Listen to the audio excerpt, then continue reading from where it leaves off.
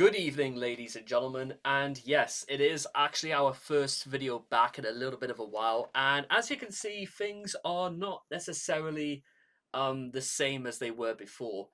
Now, we're doing this as just a means of, well, we're going to experiment with a slightly new format and a layout of this, so let me know what you guys think. Hopefully, this should be better than before, because you know what? This will give you guys a bit of a taste of what's coming in the next couple of months.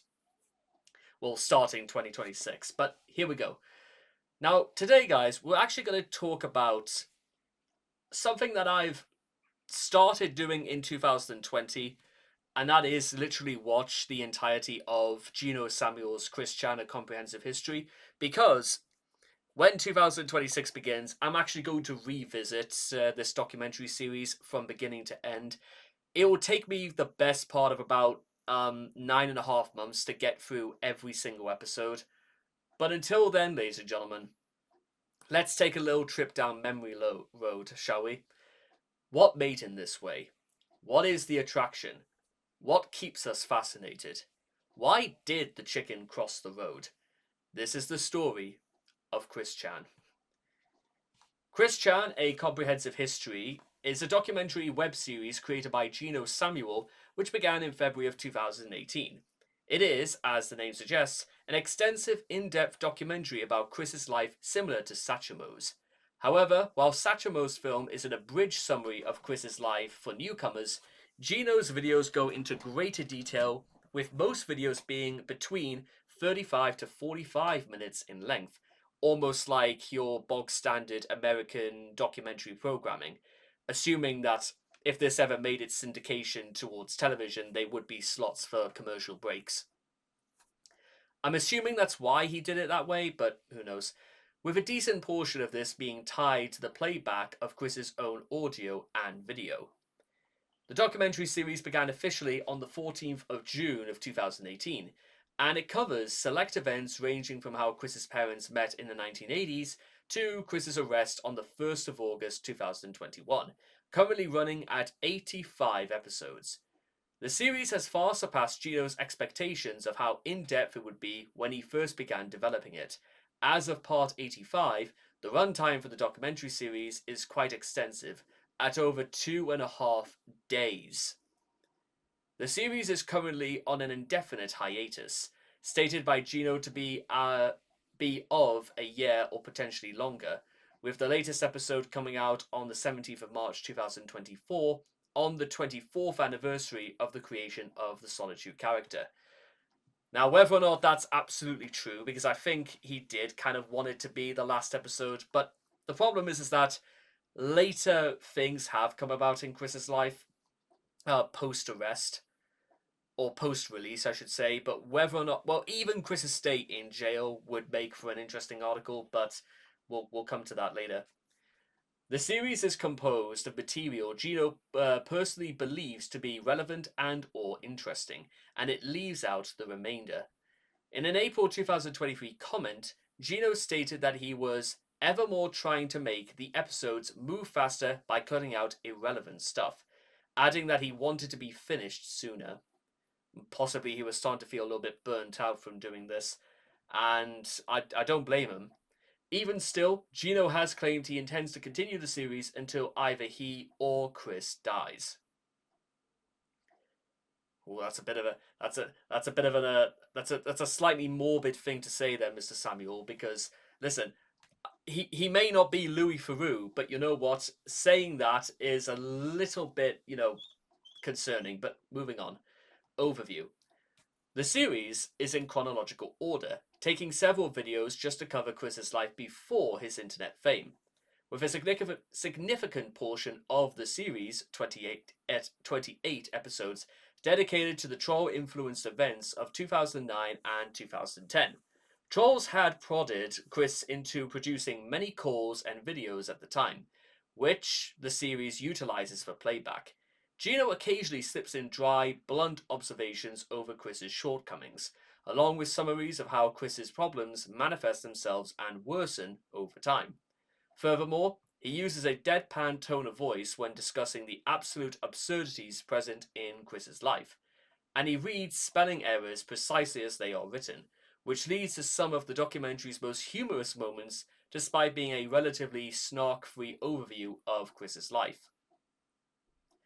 I mean, to be fair to Gino, it was his article, it was the true and honest article, and nothing less.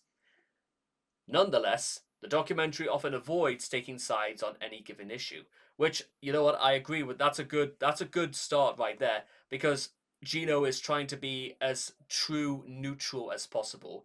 He's neither meant to be saying these are good, but he's not saying they're bad either. He's trying to mean just from a purely like just as a spectator's point of view, and quite frankly, it's good because it would have convoluted probably with the overall intention of the series if it was about listening to Gino give an opinion. That's probably why I am not the one doing this.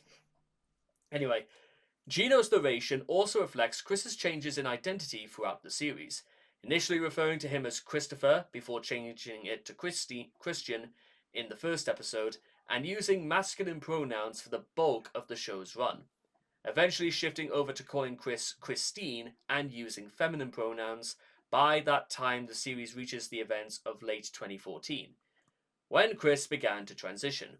However, Gino has used masculine pronouns in the context of referring to Chris's past actions and antics, and also during Chris's extended period of being possessed by Sonichu in most of 2020 and a part of 2021.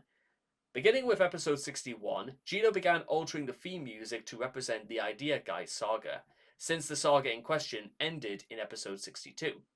Gino has said that it would be reverted back in episode 63, although a distorted reverse version of the theme has consistently played over the credits since then. Beginning with episode 70, glitches have been introduced into the intro, with the severity of the distortion steadily increasing with every video. Episode 85 has no intro, instead featuring a black screen featuring the name of the episode and static that increases in volume in lieu of the intro music. It also ends with end of season 1 instead of the usual end of episode LXXXV, etc. The documentary series has inspired a considerable amount of new discussion related to Chris, which has predictably produced more weens who mistakenly think that modern Chris acts like he once did during the so-called classic era. Much of the context behind trolling was never publicly released by Chris's trolls, making it appear as if many of Chris's actions during troll sagas were his own ideas. Unless you actually watched the series and you knew what was going on. The documentary itself eventually ended up being a part of Christory in a more direct fashion, as several people who would go on to interact with Chris either found out about him or were influenced by the series. Furthermore, Chris is aware of the series and has commented on it several times over Twitter and YouTube, usually expressing approval of Gino's attention to detail, but critiquing him on parts he found too graphic. After the series reached the point of Gino's involvement with Chris, he included DMs which Chris had with him. Despite his channel being demonetized, Gino has said that he does make money off the documentary. I mean, fair enough. Why not? Why not do it that way? I mean, he has a Patreon for that reason, and Gino has done quite a lot of other things besides talking about Chris. A history. Gino attempted to monetize his Gino Samuel 2 channel on the 13th of June of that year. When it was his turn to be reviewed by YouTube staff for the monetization program, they instead issued community guideline strikes due to the clips of bullying featured in the videos, and as a result, his channel was terminated. Gino confirmed that he did send an approval form, but YouTube never gave him his channel back. Fans re-uploaded all of the episodes made prior to the strike, and Gino created a new backup channel on YouTube where the series would be uploaded from then on. A week later, Gino revealed on the backup channel he would be taking a long break from the videos, stating that he was getting tired of always having to have Chris in his mind when making the documentary. He said that he will continue working on it sometime near the end of the year. On the 3rd of January 2019, He announced on his Twitter in the form of a teaser poster that the series would be coming back on the 24th of February of 2019, which also happens to be Chris's 37th birthday. The new series contains updated audio, additional and corrected information, and some modifications to prevent another takedown.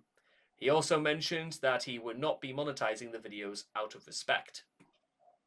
Gino said that Chris knew of the original run of the series and approved of it.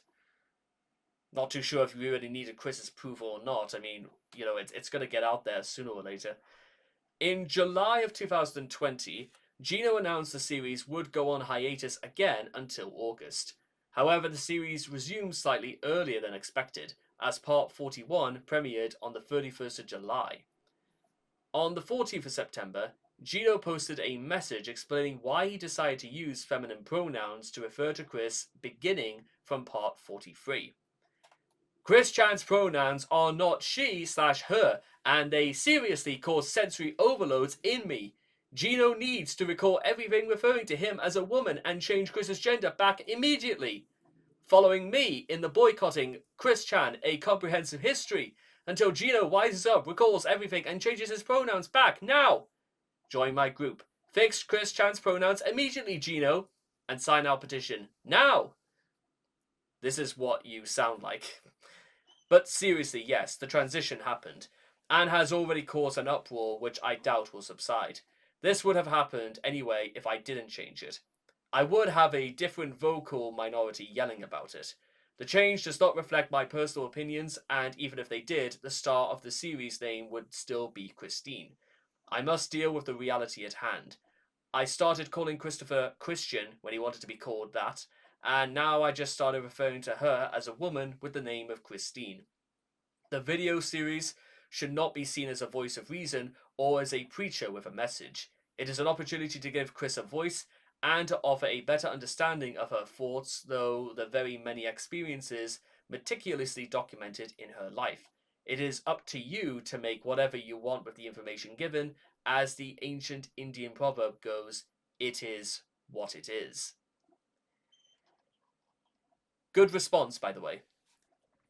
In light of the incest reveal, Gino, like everyone else, was utterly flabbergasted by the extremely dark turn that Chris Treat took.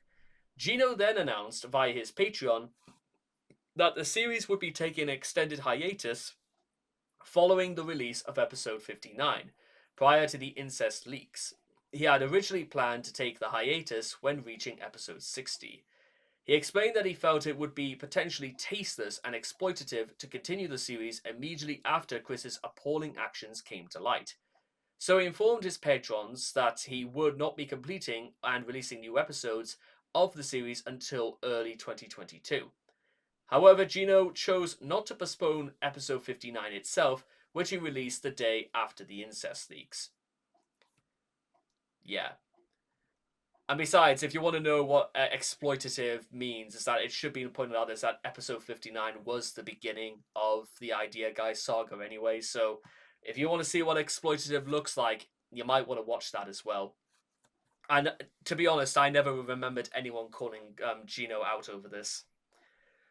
On the 1st of October 2021, Gino was featured on Trash Taste, a podcast featuring a group of anime YouTubers. Hey, Joey must be in that as well. Thereby exposing Chris to millions of weebs everywhere. In the podcast, Gino expressed his desire to also follow his other passions, not wanting to be known as the Chris Chan guy. When asked how many episodes were possibly left, he replied, maybe another 10 episodes. He also said, if the opportunity arises, if I can get something done with Netflix, this could be a stepping stone. Sadly, Netflix did not come a-running. On the 24th of February 2022, Part 60 was released, ending the series' 208-day hiatus. Following episode 85's release in March of 2024, Gino took another hiatus, estimating it at a year or longer. Well, all I can say right now, it is currently the 18th of September of 2025, and I don't think Gino is expressing any wanton desire to come back anytime soon. Also, I think he's a little bit busy with other projects as well. I heard he did a documentary about some exploration in the Antarctic that I've been meaning to watch for ages. Credit claims. In his video descriptions, Gino credits both the Quickie and Kiwi Farms for use in research. Contrarily, on r Chris Chan Sonichu and Kiwi Farms subreddits, Gino has falsely claimed that he does not read the Quickie, while sometimes contradicting himself by following up that he does use its chronology pages to keep track of events. However, in some episodes of his series, Gino has screen recorded content from the Quickie's chatlog pages, while summarizing portions of the text in his narration. Examples include his episodes 60, 61, and 78, which respectively use Quickie's formatted transcripts of Gruppenführer Fagelian Chat, The Bad Beginning, and The Place. April Fool's jokes. Occasionally, Gino will play a prank involving the series on the 1st of April. On the 1st of April 2021, Gino commemorated April Fool's Day by changing the title of the series to Donald Trump: A Comprehensive History, and alter the thumbnails of every video in the series to include images of him. The content of the videos themselves, however, remained unchanged. Chris did not take kindly to this, privately messaging Gino over Twitter to complain about the alteration. Yeah, hey Gino, quick question. It's just noticed the videos that history is not meant to be retitled and filtered with pictures related to Donald Trump. Is this a joke? Especially in regard to April 1st being less than an hour from now for me. In any case, I generally fully feel horrified and most offended with this. Well, Chris, did you actually watch the videos? You can tell pretty quickly they're not about Trump. Anyway, the content of the videos themselves, however, remained unchanged. See? Chris did not take kindly to this, and on the 1st of April 2022, Gino did another April Fool's Day joke by changing his username to Tekken Time Bomb and swapping all the titles and thumbnails of his videos with clickbait subjects unrelated to Chris, renaming the playlist Freshest Videos. Nonetheless, the titles of videos all cleverly alluded to details discussed in the videos themselves. On April 1st, 2023, Chris uploaded what appeared to be part 74, which began as one would expect it to begin. However, it took a sharp turn, revealing to be an April Fool's Day joke and showing a plot line imagining Chris realizing that the dimensional merge was a delusion and Dimension 197 didn't exist, selling all of his toys and video games and getting a job at a local Target, followed by him leaving the internet and eventually marrying. It ended with a major key version of the Comprehensive History theme song and a The End card. Photoshops and AI generated audio of Chris and Ben Saint were used to create the illusion. The video was temporarily unlisted when Gino had received privacy complaints over including a name he had forgotten to censor, and he edited the video to blur it. The part 74 was later uploaded on the 17th. And on the 1st of April 2024, Chris streamed a video titled Gino Samuel Chris Chan Interview. The video simply contained a countdown timer that reset every time it hit 0, with a short clip of Chris incomprehensibly singing at the end, taken from his AI Chris Chan vs. Chris Chan series of videos at the very end. Gino also released an April Fool's Day version of the documentary's theme music on his own channel. Can't blame him for being devoted to the task at hand. Remastered cut plans. Gino stated a plan to produce a remaster of the series, saying in an r Chris Chan Sonichu thread on August 2023 that plans includes fixing mistakes, putting stuff that I missed before, and even cutting some stuff out if it's really unnecessary, and that it would be released in the same multi-part format on Rumble. Now, remember what I was saying before about Gino mostly taking a very, very unbiased look at events?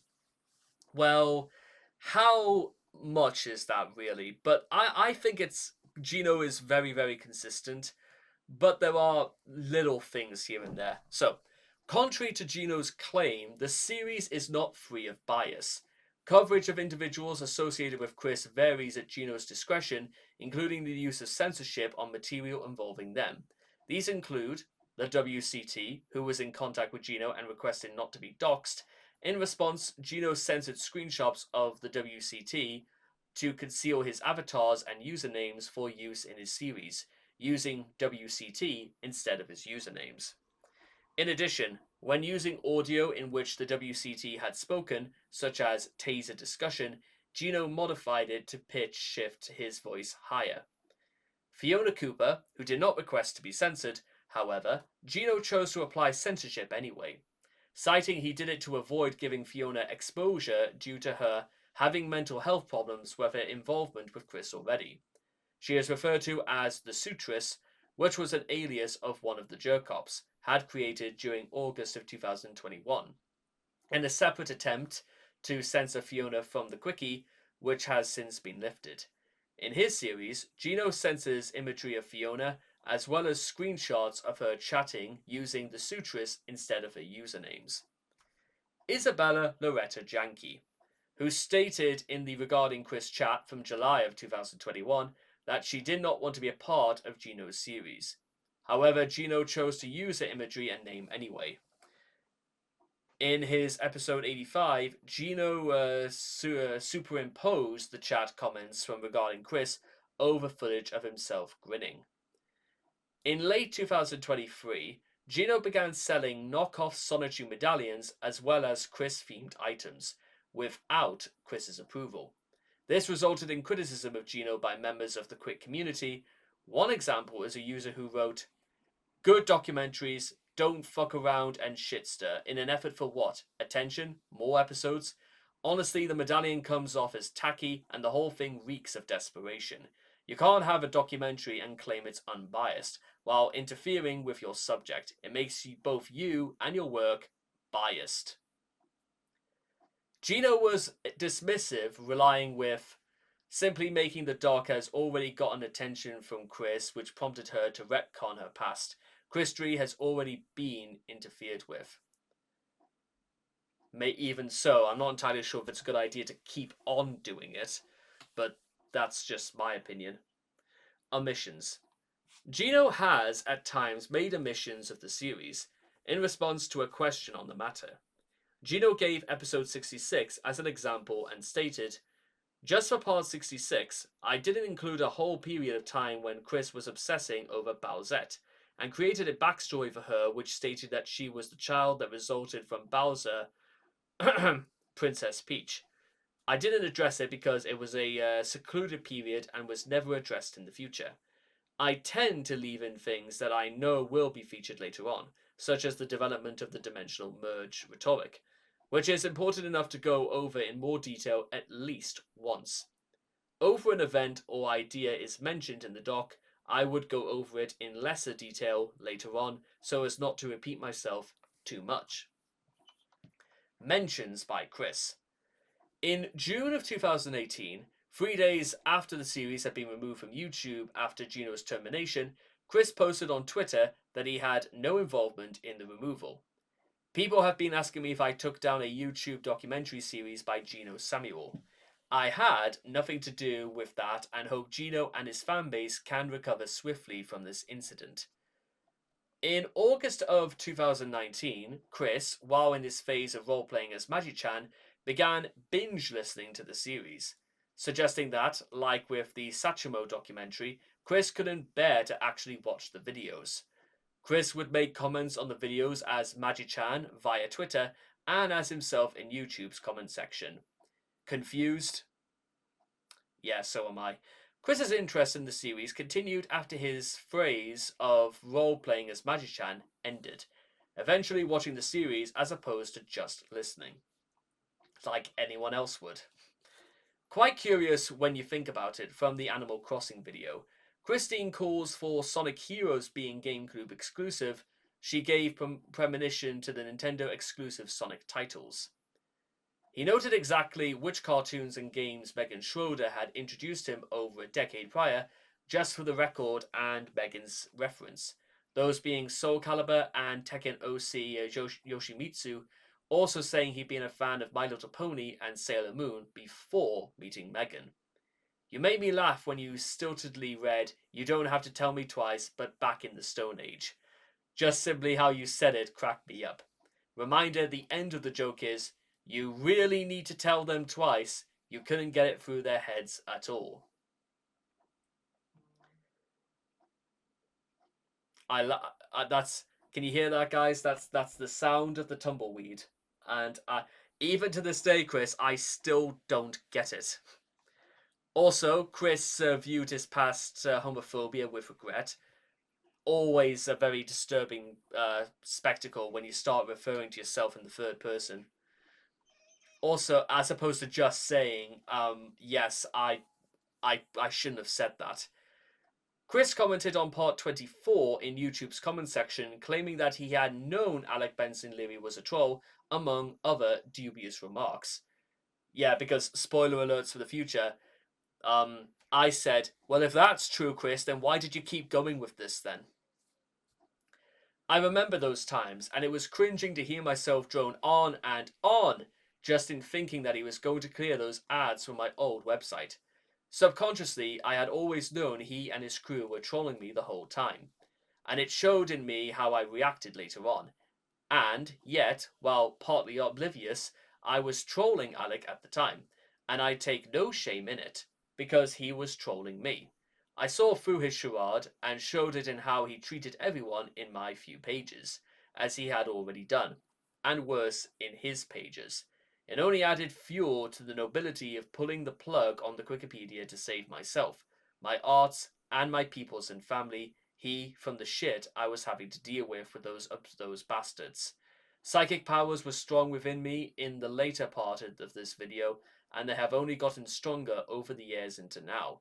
Despite my having the many more trials to endure and learn from. Chris, you are so full of it, your eyes are starting to turn brown. Chris tweeted on part 31 about the the 2nd of August video of 2010 where he filmed on the set. This part starting from 1630, I forgot I made this video. It was so stupid, it was genuinely hilarious. Rolling on the floor laughing. I guess it was the high, energetic, loud voice I used that day to imitate Liquid Chris. AOL! Yamosexual, get ready for a meme of that word. Sadly, the meme never came. In every sense of the word. In the summer of 2020, during Chris's phase of role-playing as Sonichu, Chris continued watching the series, but about part 38, Chris tweeted about the goofy facial expressions he made in his message for John Kyle. I found hilarious Mama's expression when she said, "Whoop-de-woo for him," in that one video of hers that was featured. And that includes this one. Yep, that's a derp face. Go ahead and meme this out of context. Well, whoop-de-derp-da-dum. No, nobody did that either. About part 39, an angry Chris complained about Gino reading an email from the Love You Long Time emails between 2013 and 2014 collection in which Chris had privately talked about shoving his own penis into his butt crack. He also whined about Gino's coverage of the house fire. Hey, firstly, that door to the bathroom downstairs was unable to close at all back in 2013 and early 14. Second, why the hell would you read that personal shit about Mama with the penis thing? Oh my Chris Chan, why did Kim have to be such a literal troll to totally expose these things when they were shared with her in strictest confidence? Kim Wilson, if that is even your real name at this point. Mama may forgive you to an extent, but I, Sonichu, am truly insulted by the shit stunt you pulled with her trust in betrayal over the years. On the 22nd of August 2020, Chris, as Sonichu, said that he would do commentary on the series at a later date. At about part 42, Chris commentated on the bushfire video. For the record, when Mama recorded that putting out the fire video, she and Bob were literally still recovering from the house fire earlier that year. Sight of Fire gave Mama a whole bunch of PTSD for the number of years. At about part 44, Chris thanked Gino for referring to him with his preferred pronouns, as the series had entered the point where Chris began transitioning to female. Finally, you got the pronoun right with Mama Chris-chan. Thanks, Gino. Better late than never. Great. Yeah, that's great job. Yeah. After the Sonichu spirit possession ended, Chris still commented on videos, albeit as Chris himself, once more. About part 52, Chris commented on his distaste of Donald Trump and the predictions he made. I predicted how horribly Trump was going to do. Who was right all along? Me. Trump was a mean king, and he did not get our votes then or again. Yeah, about that, Chris. Yeah, do you guys want to break the news to him or to her, or shall I do it? About part 54, Chris made a joke regarding to the episode's Roman numbering LIV, part live on the internet. And about part 56, let's just skip past that part because we don't really need to know. Anyway, part 57 did not in fact bring up the idea, guys. They eventually made their first appearance only by part 59. So Chris somehow couldn't even predict his own past or knew exactly what. In his 100,000 subscriber special Q&A, special uploaded on December of 2020, Gino answered a question Chris had posted from the Quickfield Guardian account role-playing as Sonichu. Chris asked what Gino believed to be the draw of himself and life story. Hey Gino, I, Sonichu, offer a sentiment of support and kind thoughts in response to this. Congratulations, dude, but I do have a question as well. Feel free to get really metaphysical about it. Break your own fourth walls. Given every single possibility between this and all other dimensions in this Omega timeline set we live in, including that Mama Chris-chan herself being the OC of OCs, could also have been a creator of all original creators, including yourself, if not that one major influential aspect, what do you feel is most significant factor that attracts everyone's attention, including yourself, to her? In short, what do you feel and think is the attraction? What makes you fascinated about Chris-chan? That I would say just ask that, and Chris could have actually have done something quite coherent. But Gino answered Chris's inquiry as the final question of the video, stating that he found it fascinating due to how it cannot be replicated today and how Chris and various trolls created an entire fantasy world which Chris lived in and continues to live in and possibly never escape. He could go as far as Finland, but it doesn't really seem to have changed things. Anyway, the attraction is that the story of Chris-chan came about during a very interesting time on the internet. Of course, because this could not technically really happen in real life as much as it did here. It was a difficult time on the internet where it was kind of like a Wild West situation, where there was a lot more focused on trolling and bullying and saying whatever the hell you want without any consequences. And people were getting in touch with the internet and posting videos and showing themselves off online a lot, without maybe understanding the consequences of what bad things might happen to them. All the bullying that Chris took from the trolls, it's like a wonderful mix of belief in self mixed in with the trolls' ambitions to work against or for that belief, to create this sort of fictional universe for Chris, which Chris ended up believing wholeheartedly. Recently, it's a product of its time, really. You can't really replicate it in these days, because I think the internet now has a lot more safeguards against this sort of carry on. And Chris is a very unique individual. I think you might know that very well. He's very unique, a product of his own upbringing and of his own autism. And that's what keeps me fascinated. It's almost like a fictional universe created artificially in a real life universe, you might say.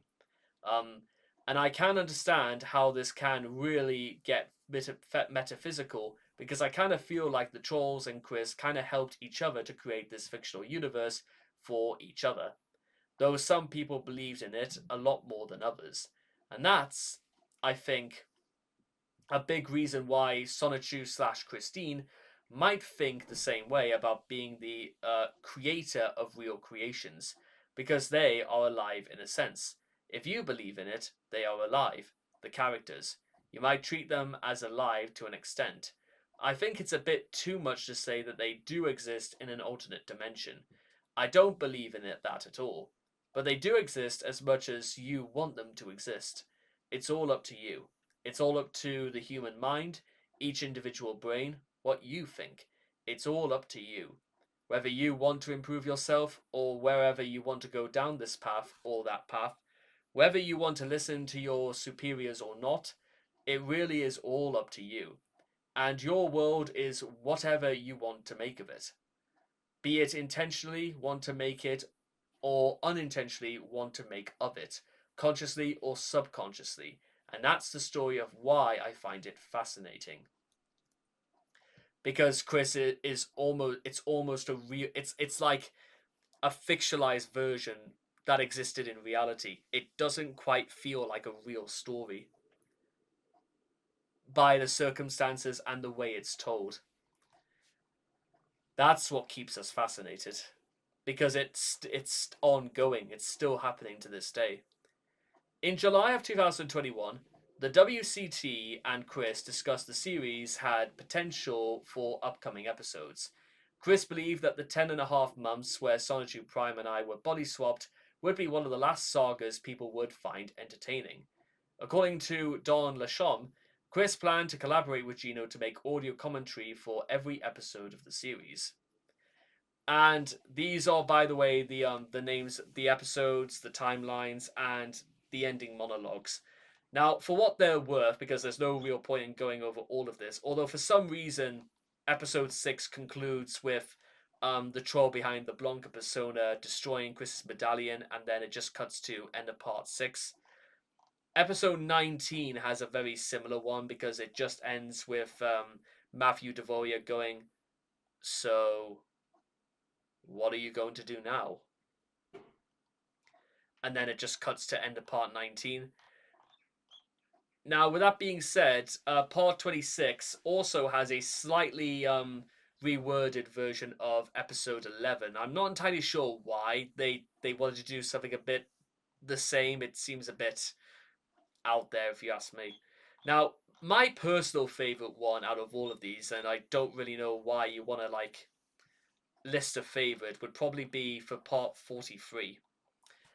Christine's insistence on keeping herself young at heart had resulted in a change in circumstances that she felt were unjust, an adult consequence brought about as a result of a childlike tantrum. With her life now coloured once again with more impending court dates, Chris still failed to become an adult, not because she didn't want to grow up, but perhaps she didn't understand if she still could. Yeah, I think that's quite a chilling way to end, because but perhaps she didn't understand if she still could become an adult, or she just couldn't grow up. Now, as you're gonna see when we get towards the end, and well, I'm gonna show you guys exactly what's gonna happen for part 85, because look at all of this, and this is the fake one, by the way, for part 74. Anyway, and you can see how it varies, and then part 77 for some reason doesn't have an ending. Part 78 for some reason doesn't have an ending. But then monologue is a copy from the one before, which is, I don't really understand why these would be the same, but I don't know. And this is the one from, I think we'll actually, I'll tell you what, let's do the one from part 85 just so we can actually end this. But because this really was like the last moment we saw from Gino Samuel's series before his hiatus. So let's do it. As for Christine, she remained in jail, seemingly under the belief that her actions would bring no long-term repercussions, and that her confinement was a result of a momentous misunderstanding. Whatever historic event she thought that would come about during the dimensional merge was seemingly taking place. a perverted expression of affection brought about by the burning of sexual frustration. This turn of events propelled her to a level of attention never before experienced, further adding to her sense of importance and self-grandiosity. Much of Chris's belief that her life in particular was one of great significance. No doubt was an effort 15 years in the making, as online observers continually followed and noted his activities in the most excruciating detail possible, striving to complete a complete record of this particular person's life, turning in the grand scheme of things an insignificant and ill-functioning individual into an icon of significance, all compelled to contribute in the name of Christy, an unexplainable desire to document Chris Chan and study the minutiae of her life. Some Christorians are compelled to spread the word, believing it as a life story meant to be heard, a lesson in all that can go wrong in a life, the practice of which only leads more and more people to discover her and embrace Christy, adding to the ever-increasing record of her infamous life. Some not only seek her out, but also inject themselves into Christy, as a means to attain a semblance of notoriety, or to help a pitiful soul who, more often than not, would reject thoughtful, well-meaning efforts in favor of accepting words of false praise from the apparent masses. With an international, ever-present following like hers, it is not hard to understand that Christine would feel that she was of great importance to the world. At this point in her life, no matter how hard Christine Weston Chandler's body may get beaten, there was no overthrowing the mind of Christine, the goddess. And with all that being said, I'll see all of you guys again next time. Thank you.